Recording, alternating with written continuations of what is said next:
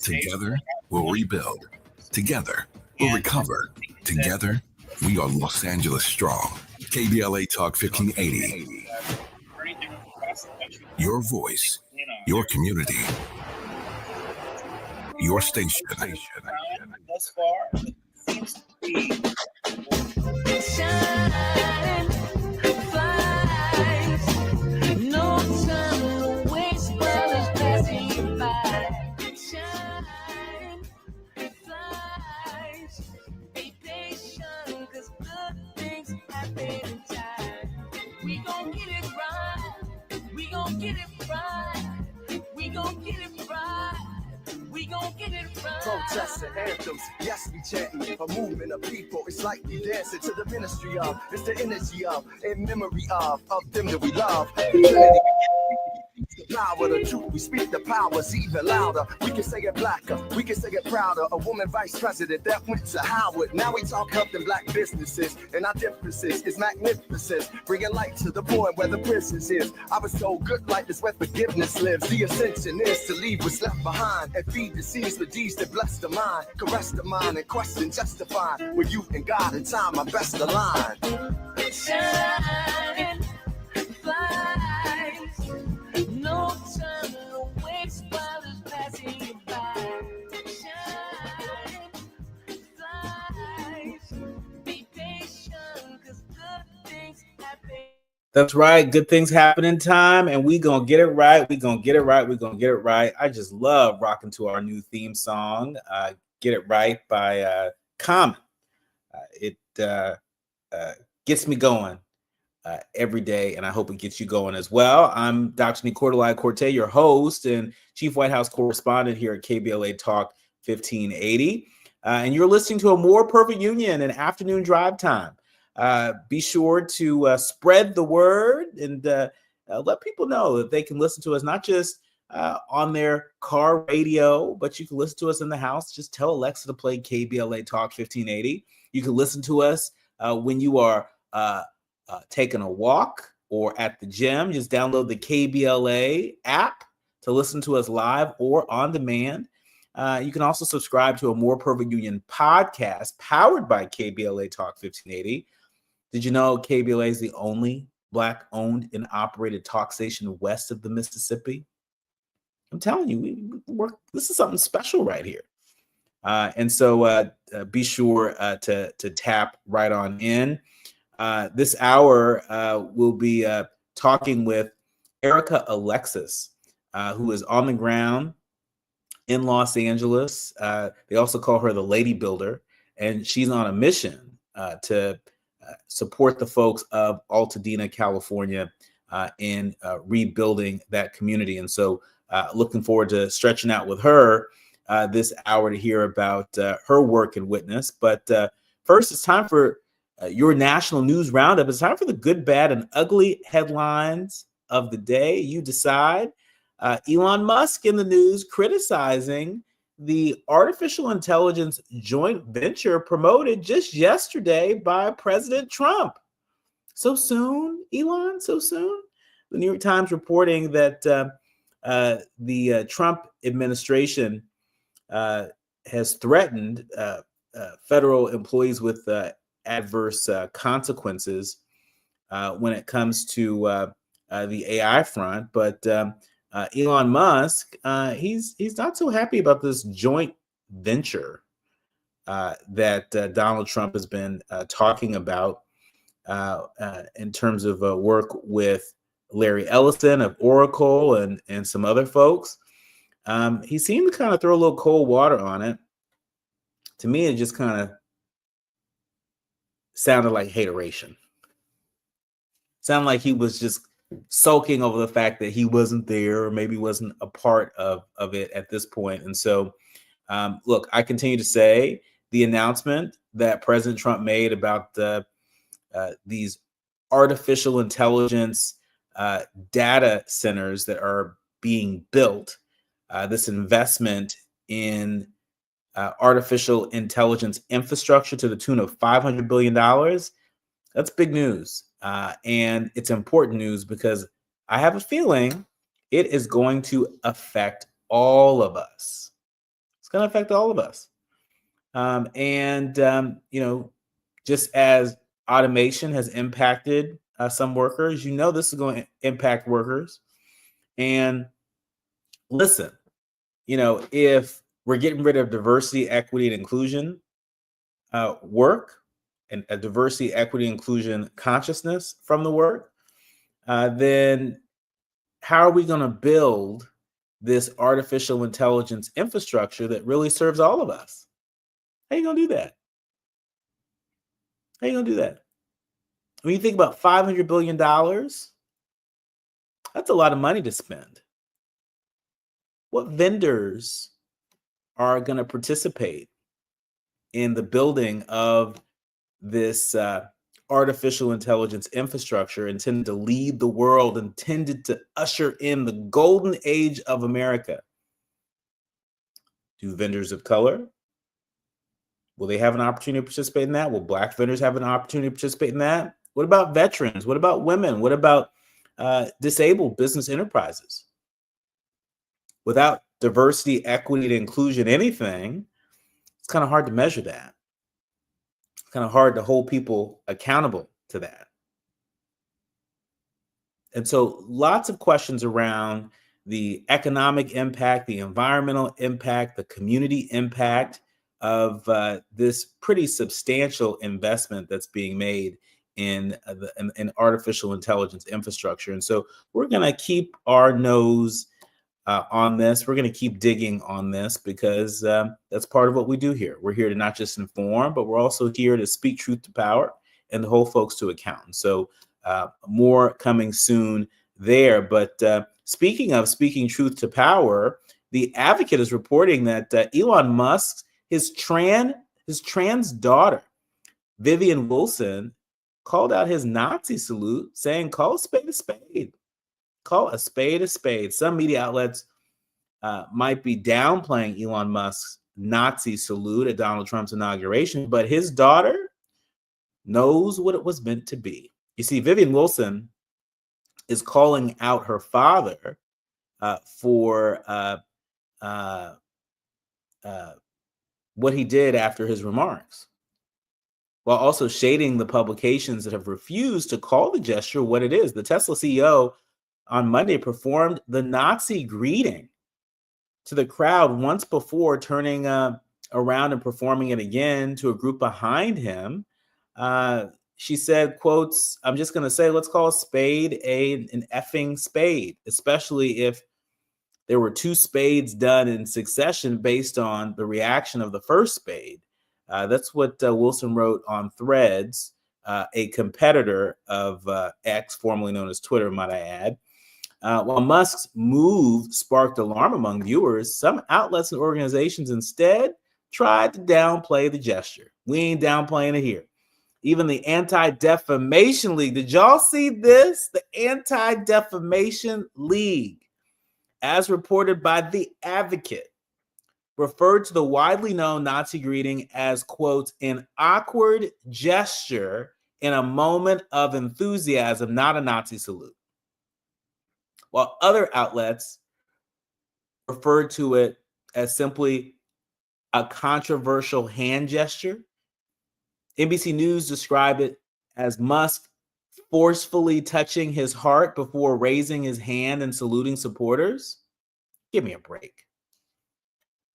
Give me a break to the folks who've attempted to defend Musk's Nazi salute by claiming he intended for the gesture to be something else, with the excuses claiming simultaneously that the move was supposedly a symbol of love, while somehow also being a reference to a Roman salute, except such a salute didn't actually exist in ancient Rome. It's according to historian Martin Winkler. It's amazing how people twist themselves up into a pretzel to avoid accountability, how people twist themselves up in a pretzel in order to avoid calling a thing a thing. And so, look, Elon Musk's trans daughter said it plain. Yes, you saw what you saw, this idea of don't believe your lying eyes.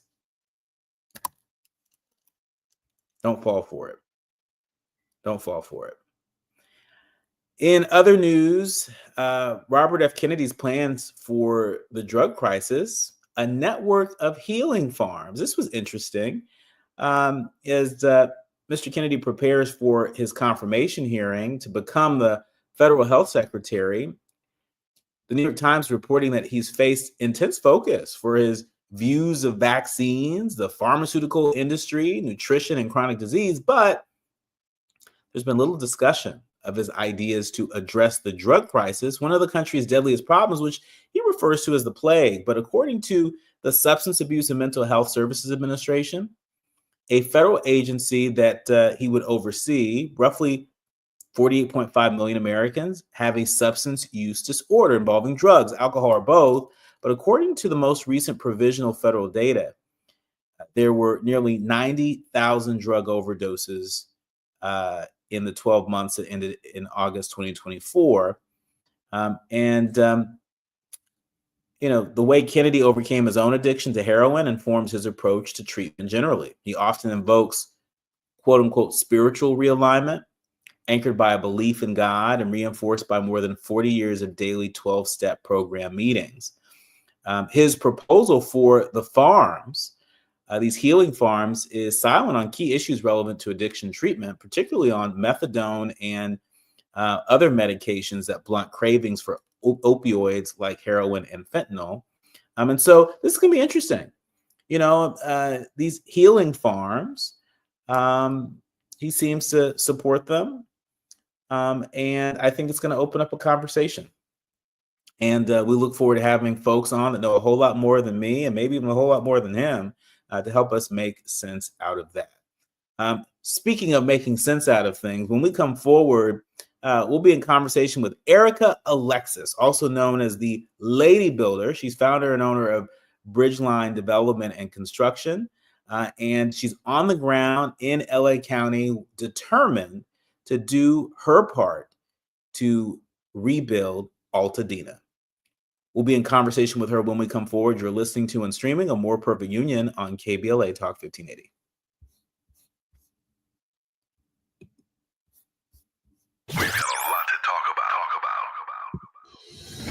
Now that Donald J. Trump has begun a second term as president, hey Erica. the Empowerment Congress and KBLA Talk How are you? 1580 to examine the question, where do we go from here? Me too. I'm putting a link University of Medicine in the and Science this chat. Saturday, January 25th. Some of LA's top elected officials, We're ready for you. Representative Sidney Kamlager-Dove, Assembly members Isaac Bryan and So Sade El-Hawari will be on hand for what promises to be a lively and informative conversation. Doors open at 8 a.m. The general session, moderated by Tavis Smiley and broadcast live on KBLA Talk 1580, begins at 9 a.m. The event is free, but seating is limited. Registration is required. Go to the Empowerment Congress website at www.empowermentcongress.org to register. Where do we go from here? Chaos or democracy? Join the Empowerment Congress and KBLA Talk 1580 this Saturday, January 25th. Doors open at 8 a.m. The free program starts at 9 a.m. Registration is required at www.empowermentcongress.org. This is a community call to action from KBLA Talk 1580.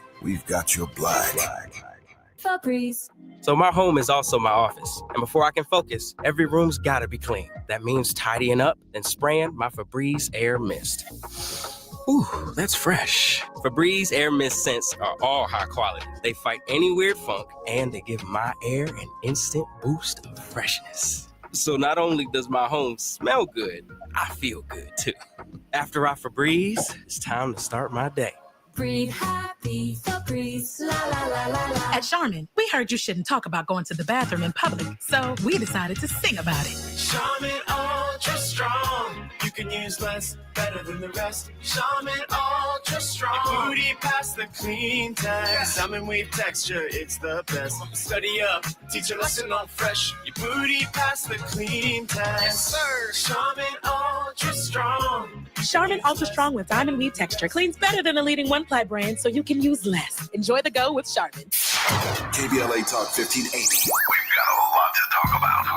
KBLA Talk 1580 reminds you that we keep us safe. Every girl deserves a chance to shine. That's the belief behind Forgiving for Living, Inc. Since 1999, this organization has been empowering at-risk girls ages 13 to 18, helping them overcome behavioral and mental health challenges. Founder Wendy Gladney's personal journey inspired the mission to give girls hope and purpose through the power of forgiveness. Through their ambassador program, workshops, and annual conference, Forgiving for Living has touched over 3,000 young lives, providing mentoring, life skills, training, and tools for building self-esteem and confidence. You can make a difference. Visit forgivingforliving.org to donate, volunteer, become a mentor, or find help for a young girl in need. Forgiving for Living, Inc., building brighter futures for young girls. Visit forgivingforliving.org today. This is a community call to action from KBLA Talk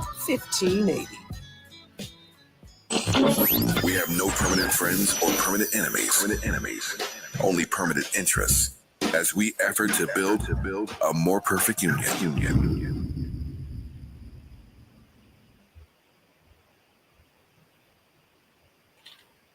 You are listening to and streaming A More Perfect Union on KBLA Talk 1580. I'm Dr. Nii-Quartelai Quartey, and really delighted to welcome another leader on the front lines that I was made aware of by a mutual friend, our friend Darren Harris, and I were talking about some of the work that's afoot in LA County.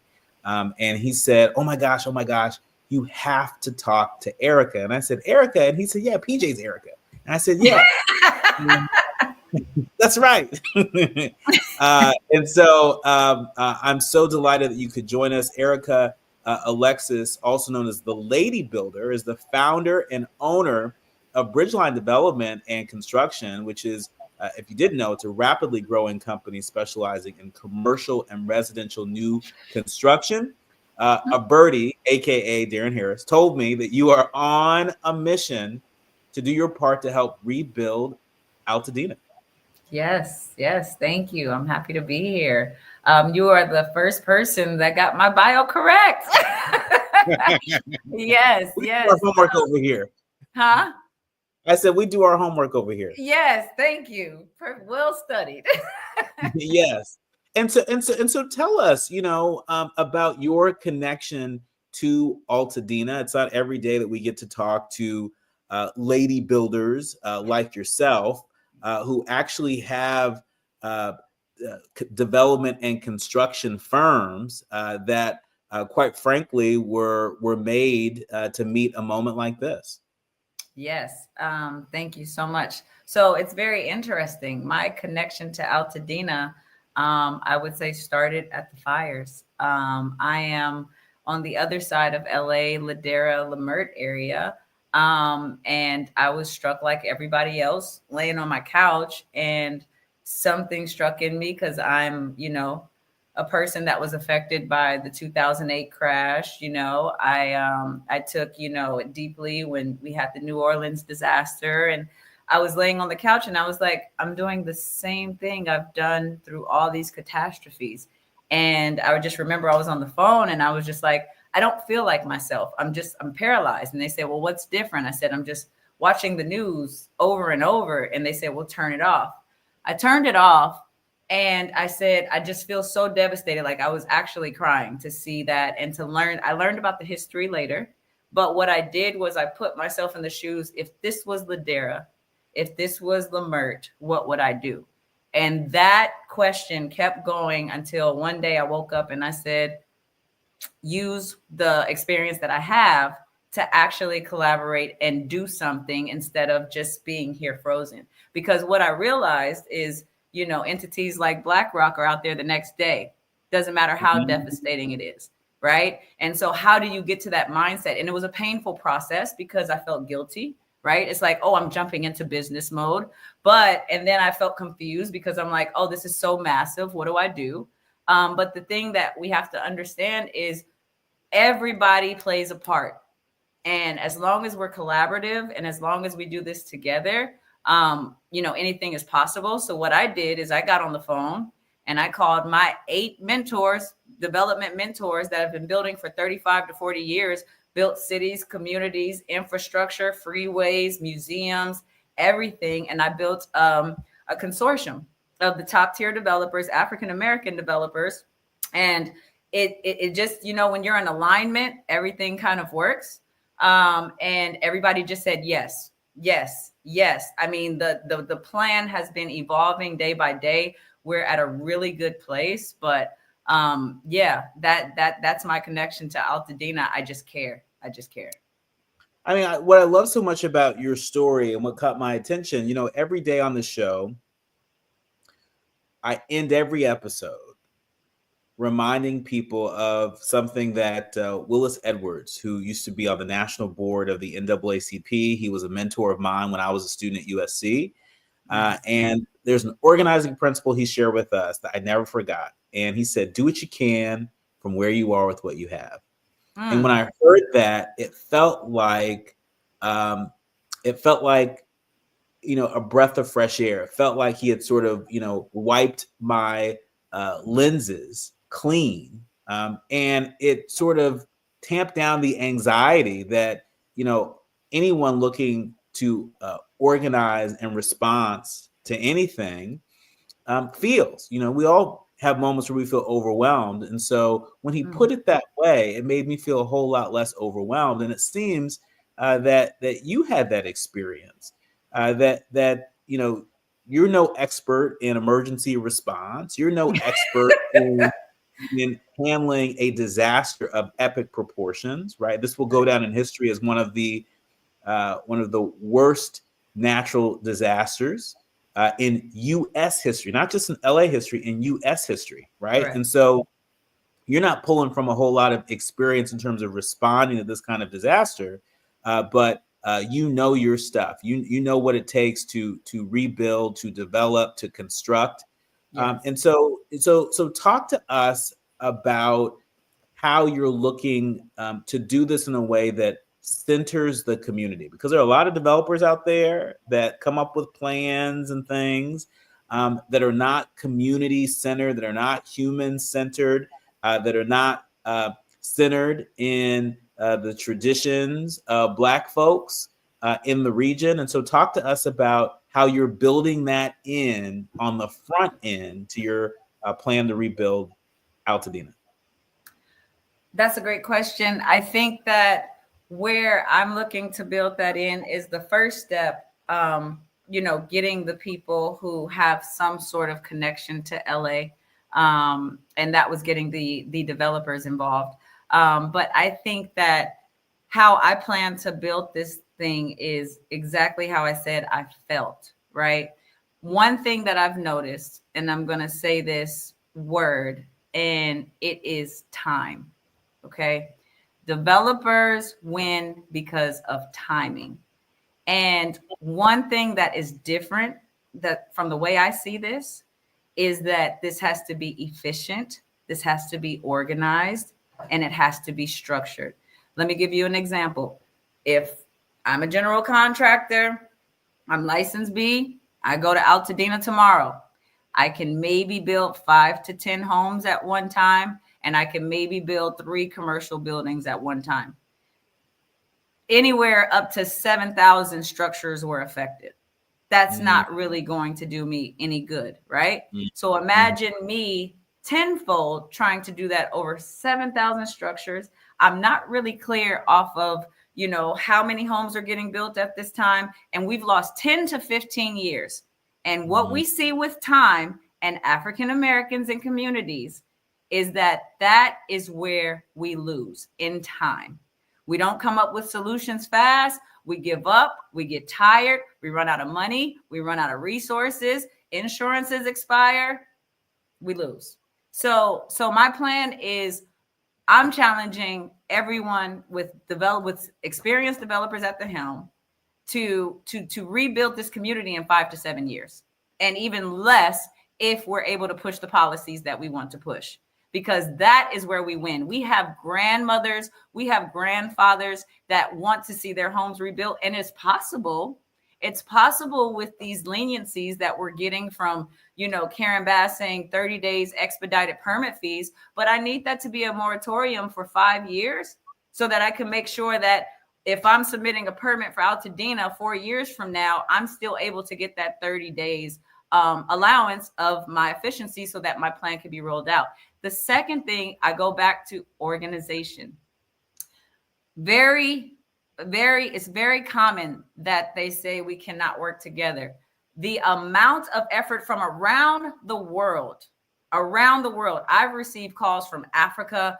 I have a whole force over in Africa that's like, if you need us, you guys have the Olympics going on, we're there for you. I've received several outpour from general contractors and developers nationwide that are like, if you need us, we're there.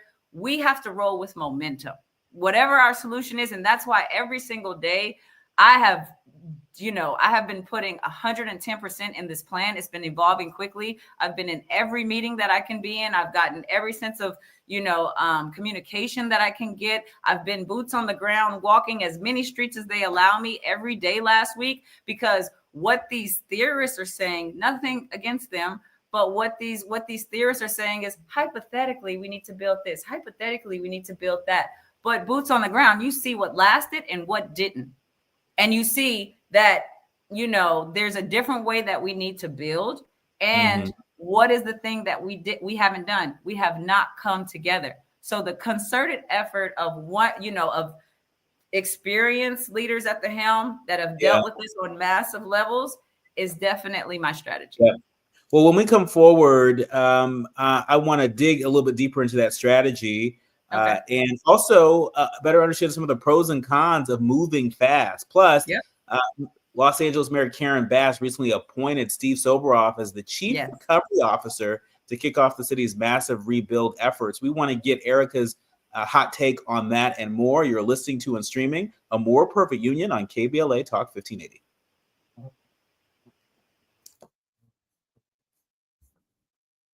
Issues related to national politics, elections, identity, culture change, and social justice. You tuned into the right place. A More Perfect Union continues when we come forward. The wind is blowing cold. Have we lost our way tonight? Have we lost our hope to somewhere? I'm Amber Payton with 4 Things You Should Know with BIN News. A new wildfire, the Hughes Fire, has burned 500 acres near Santa Clarita, California, and is 0% contained, as crews also battle the Palisades and Eaton fires. Strong winds are pushing flames through canyons and up hills.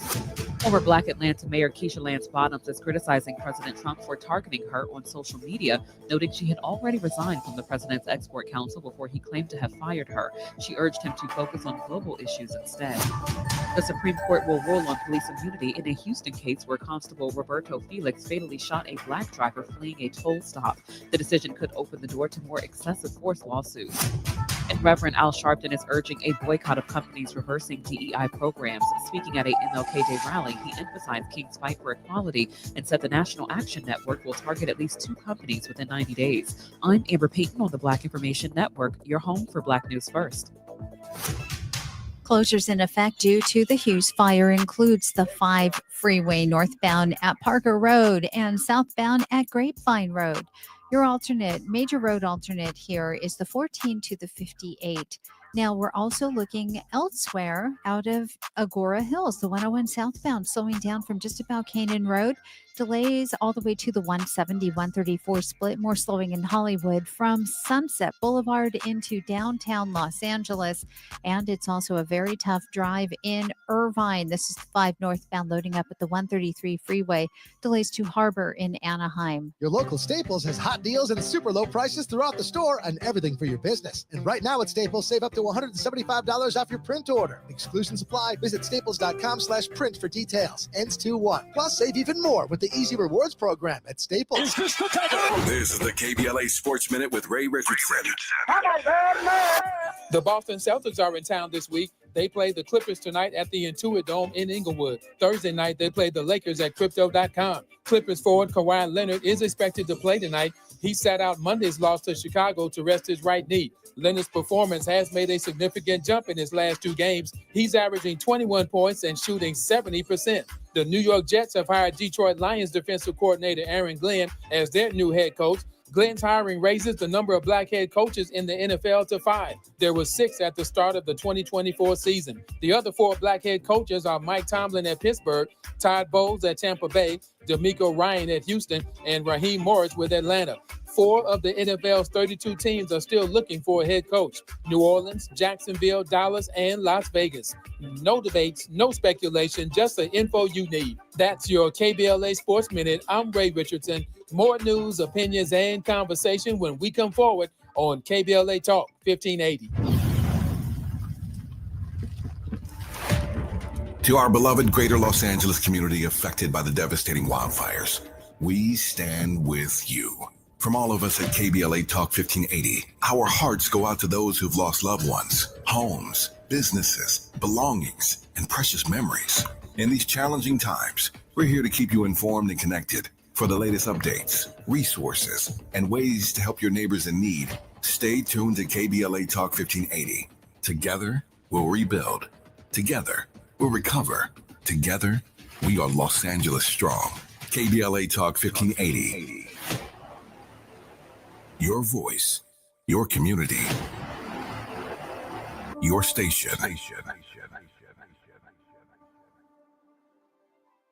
The holidays can be a time of increased stress for those struggling with opioid or stimulant addiction. They can also be a time for pause, reflection, opportunity, and new beginnings. This holiday season, choose treatment and recovery. Embrace the company of family and friends and create special moments. Find a proven opioid or stimulant addiction treatment provider near you at choosechangeca.org. KBLA Talk 1580. We've got a lot to talk about.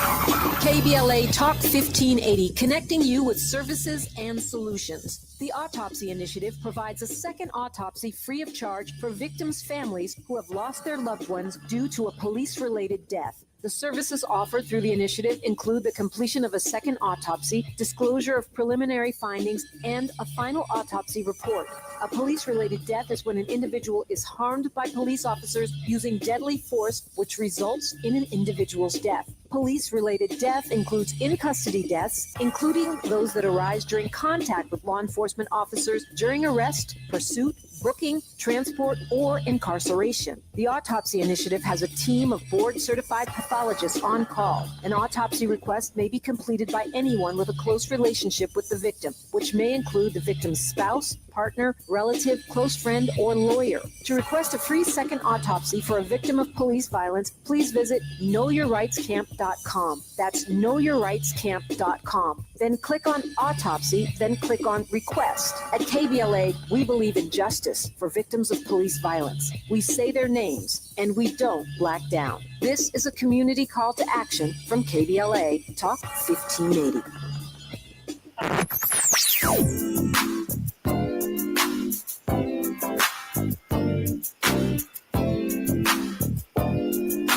This is KBLA Talk 1580.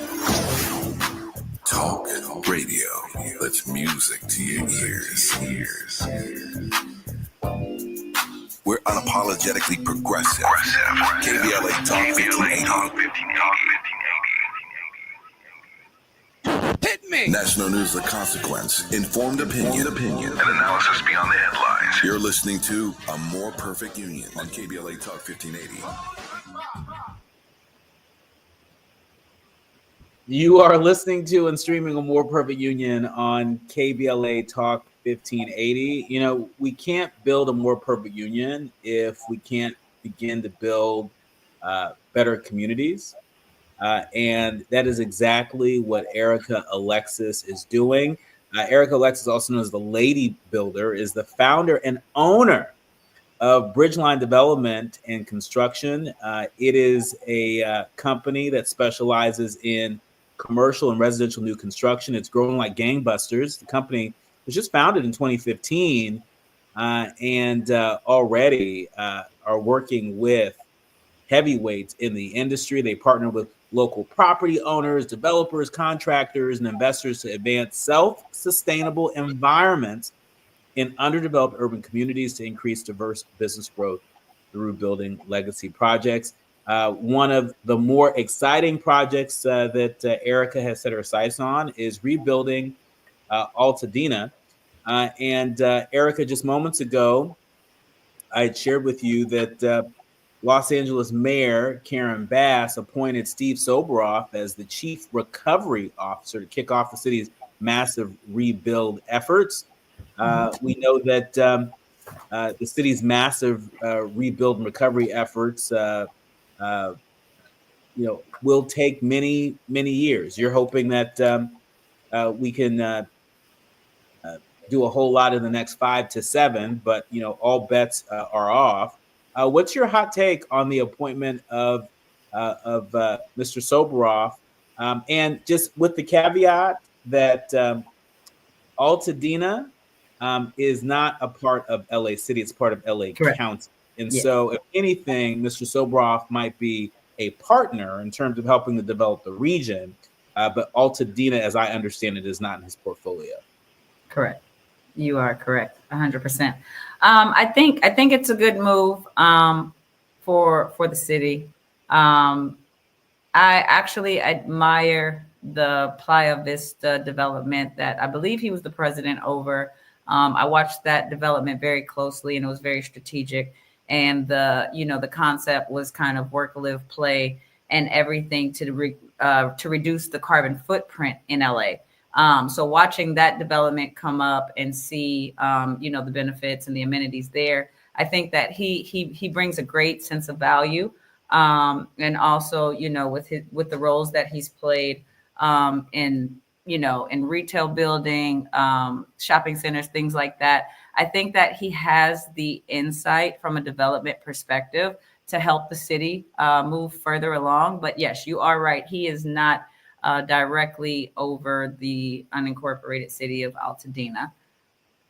Yeah, and it's important that for our leaders, learners, and listeners, they know that Steve Soboroff, he's a pretty accomplished, well-respected real estate developer, renowned for his civic leadership, but also his ability to advance the most complex civic initiatives. The mayor's office reminds us that some of those initiatives include organizing for the California Science Center's dramatic transportation of the space shuttle endeavor. He served as a senior advisor in the office of former LA Mayor Richard Riordan during the Northridge earthquake, where he was essential to the development of the Staples Center and surrounding areas. And so in addition to being the chairman of Playa Vista, as you mentioned, where he spearheaded that development, he seems to have sort of the political know-how to navigate these choppy waters. As a developer, what are your thoughts on the actions of Rick Caruso, also a developer in the region? There are a number of folks who have criticized Mr. Caruso for hiring private firefighters to protect his real estate, his mall in the Pacific Palisades, while other structures around it burn. Maybe folks might not have noticed so much if he wasn't so, busy sort of, attacking, Mayor Bass and being hypercritical of the city's response in the midst of the disaster afoot.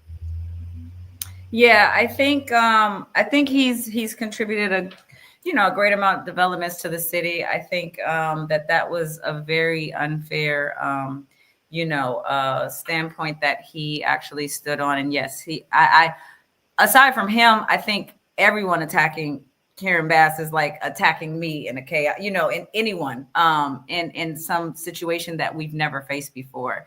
But I think that ideally, I would say I'll say this, how development has normally been done. I have developed an organization that is challenging development to be a little different from the way they operate. The name of the organization is Beacon. And Beacon is challenging us to think about how do we retain the equity of the existing residents, the existing businesses. And I think even when I attended, a university was giving a talk on the fires and everything, and they asked someone to speak in regards to development, and he was the right person to speak on development. It reminded me of when I studied real estate development at USC, and it was the same answer. It was, well, a developer can benefit from clearing out 5 or 6 parcels and then building up multifamily apartments, and everyone can win because then we can resort to the homelessness. That's not the answer. That's not the answer here. That's not the answer always. We have to think different.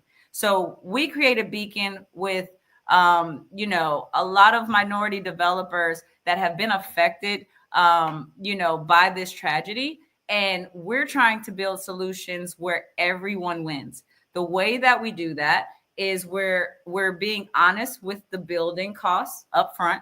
We understand that materials, a surge in materials are going to be a challenge. And we understand that everyone's grieving right now. So this is not really the time to really, talk to the residents and the business owners. This is the time to allow them to grieve. We would need to push. I think they started the policy pushing that, no one can sell. I think it was a 1-year moratorium. Like, give these people time to recalibrate. A lot of them are being approached. They were being approached when I was out there. So what we want to do is we have our consortium to figure out ways where everyone stays that wants to stay.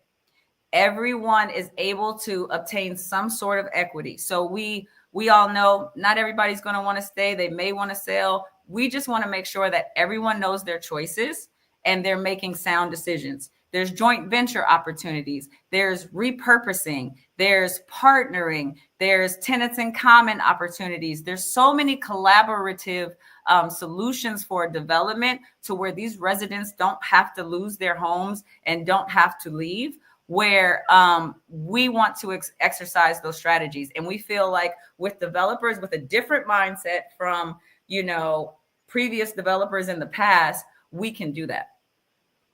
Well, the Altadena Heritage, which is a nonprofit that's interested in the city's cultural heritage, they estimate that 1/5 of the city's 43,000 residents are Black. The minority population, of course, began moving into Altadena in the 1950s and 60s. And there are real estate speculators that are to your point, they're already eyeing Altadena and other fire-ravaged parts of LA, eager to sign deals and profit from fire victims struggling with how they'll rebuild their homes and businesses. And so, what are some tips that you would offer to property owners that may be feeling a little disoriented at the moment? Not knowing which way is up, but charging everything to their credit cards if they can, that might be feeling bullied, quite frankly, into selling their land and moving elsewhere. What advice would you offer folks who are on edge and are increasantly feeling compelled to sell? I think that is the whole reason that we created Beacon. Beaconla.org is the website, and we have a location. I mean, in that website, you can actually sign up as a resident and become a part of the community. You can also sign up in the design build industry if you're already building in the area, if you want to build in the area. And I think this is where we need to create a community. I think a lot, in emergency response has been around food, shelter, clothing, and that's great. But where are our building communities where they have a safe space where they can come? There are several resources. I attended the Altadena listening session, and they were saying that there's a huge amount of resources with SBA, not only for mortgage owners, but also for renters. They have a lot of holds on, utilities. They're taking care of utilities now. So I think it's just going to these listening sessions with SBA, FEMA. They really have a great recovery plan. I'm very proud of, how they've stepped up. And also, tapping into the Urban League, NAACP, everybody is connected and everybody's willing to support. So I think that just kind of riding out this area with the Airbnbs that we're given, there's so many resources. So definitely, like I said, one, definitely coming to us because we'll be giving updates, but two, just taking a breather and using these resources. And this is what I meant by building efficiently. I know a lot of people take that and say, oh, you can't rebuild a neighborhood, in 5 to 7 years. And the difference is that we've never built it together. Massive developers that build communities, they've done it. It just depends on capacity. So I think that, to be clear, with Beacon, we want everyone that wants to build in the area, their capacity, what properties they're owning. I mean, I started this network and within 2 days, I had, over 600 trucks available for site cleanup. I understand that FEMA's coming in and clearing hazardous materials, and I understand that's a process from the studies that we've done in previous disasters. But like I said, collaboratively, I think is the solution to building efficiently. I think what usually takes development a long time is not necessarily the architecture, right? We have the architects.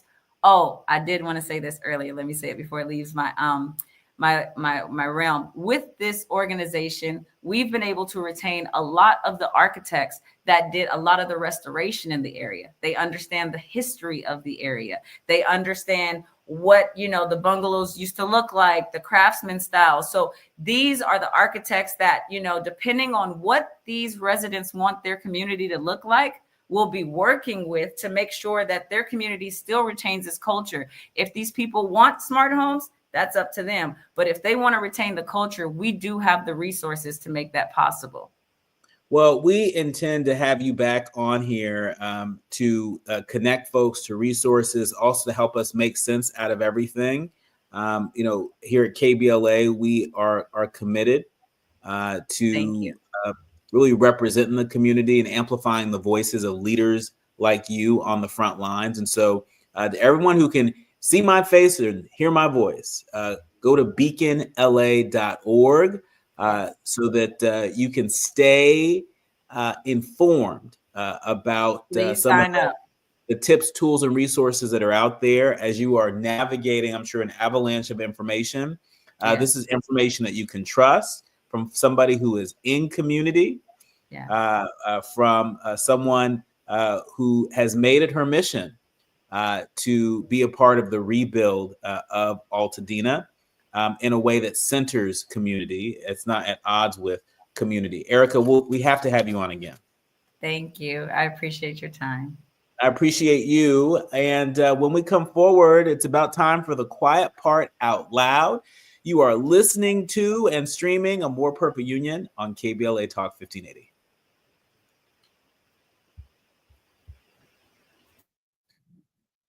KBLA Talk 1580. We've got a lot to talk about. I feel so alone. I'm embarrassed to talk about it. How can I help my kid if I can't help myself? I can't remember when I wasn't stressed. I don't like it inside. When you feel overwhelmed by your thoughts and emotions, it's okay to get help. You are not alone. CalHope is here for you with free, safe, and confidential mental health resources for youth, young adults, families, and you. Find support now at calhope.org. KBLA Talk 1580. We've got a lot to talk about. KBLA Talk 1580, connecting you with services and solutions. Worried about eviction? You have rights, and Stay Housed LA can help. Stay Housed LA is a partnership between LA County, the City of Los Angeles, and local service providers. From Lancaster to Long Beach, we're here to help you with tenant education workshops, legal clinics, free legal services for eligible tenants, and online resources about tenant protection laws. Don't face eviction alone. Call our hotline at 1-888-694-0040. That's 1-888-694-0040. Or visit stayhousedla.org. Stay Housed LA. keeping Los Angeles residents in their homes. Stay housed LA. Your rights, your home, our community. This is a community call to action from KBLA Talk 1580. Someone had a birthday. Yep, 50. Can't believe it. 50 years of wisdom. Great segue. We have health news, a CDC update. Pneumococcal vaccination is now recommended for adults 50 or older. Says here, we're over 6 times more likely to be hospitalized with pneumococcal pneumonia than adults under 50. I don't love those odds. Same. Look what I found. Pfizer's Prevnar 20 is proven to help protect adults against pneumococcal pneumonia and invasive pneumococcal disease in just 1 dose. And millions have already gotten it. Continued approval may depend on a supportive study. Don't get Prevnar 20 if you have a severe allergy to its ingredients. A weakened immune system may lower your response. Common side effects include injection site pain and swelling, fatigue, headache, muscle, and joint pain. For full prescribing information, please call 1-855-213-2138. Visit Prevnar20.com or talk to your doctor or pharmacist. I'm on Prevnar20.com now, scheduling my appointment. Good idea. And happy 50th. Hear that? That's the sound of your life. Perfectly imperfect. Beating in rhythm to the world you've created. But every time you drive after drinking, the music gets drowned out. Your life sounds pretty great. Don't let a buzz ruin it. Buzz driving is drunk driving. Don't drive buzzed. A message from NHTSA and the Ad Council. Notable journalists, industry leaders, lawmakers, change makers, tastemakers, and you, working to build a more perfect union on KBLA Talk 1580. You are listening to and streaming A More Perfect Union on KBLA Talk 1580. I'm Dr. Nii-Quartelai Quartey, and it's about that time for the quiet part out loud. So you all may not have known this about me, but when I was a kid, there was a hip hop artist that used to freak me out. And I think it was a combination of the clock that he wore around his neck and the gold grill that he wore that as a kid freaked me out. In fact, I think it may have given me a couple nightmares. I don't think he dons the gold grill anymore. I can tell you the latest project that he's working on. It doesn't freak me out, but instead it inspires me. You know what I'm talking about? Flavor Flav. That's right. Flavor Flav has launched a fundraiser for Black families displaced by the LA wildfires.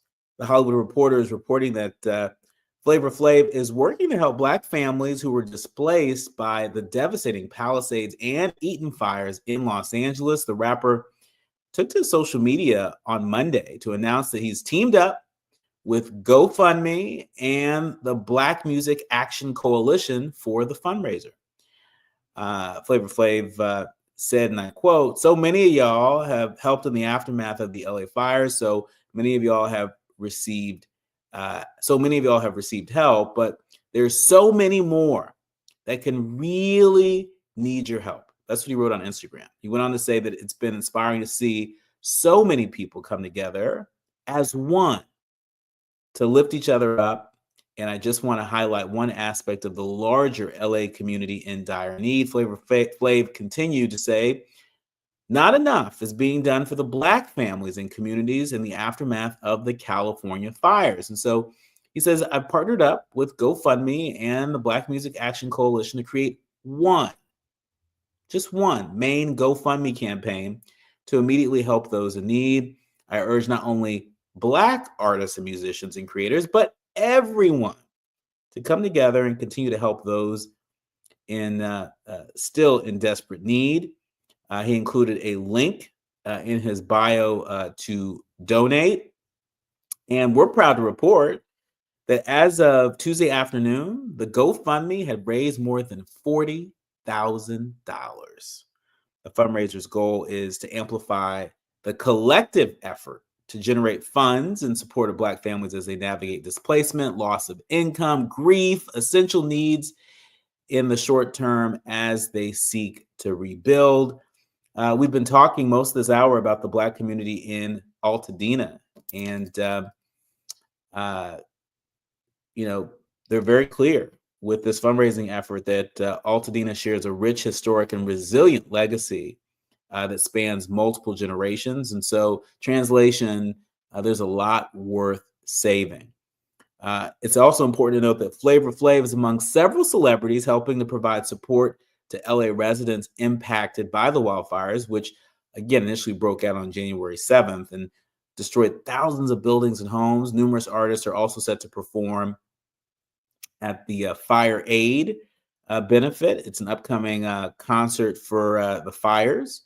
We've been talking about that. In fact, I think tickets are now available starting today. And so be sure to go ahead and pick that up. So many ways that we can all tap in and support and come together and take this devastating event and turn it into a positive demonstration of what's possible when we come together. We'll have to leave it there. My thanks to the entire village helps us produce a more perfect union each and every day. Our executive producer, Tavis Smiley, our sound engineer, Andy, our team of producers, Faraji and Kim, and of course, each and every one of you. Remember, don't panic, organize. Do what you can from where you are with what you have. I'm Dr. Nii-Quartelai Quartey, and you've been listening to and streaming A More Perfect Union on KBLA Talk 1580.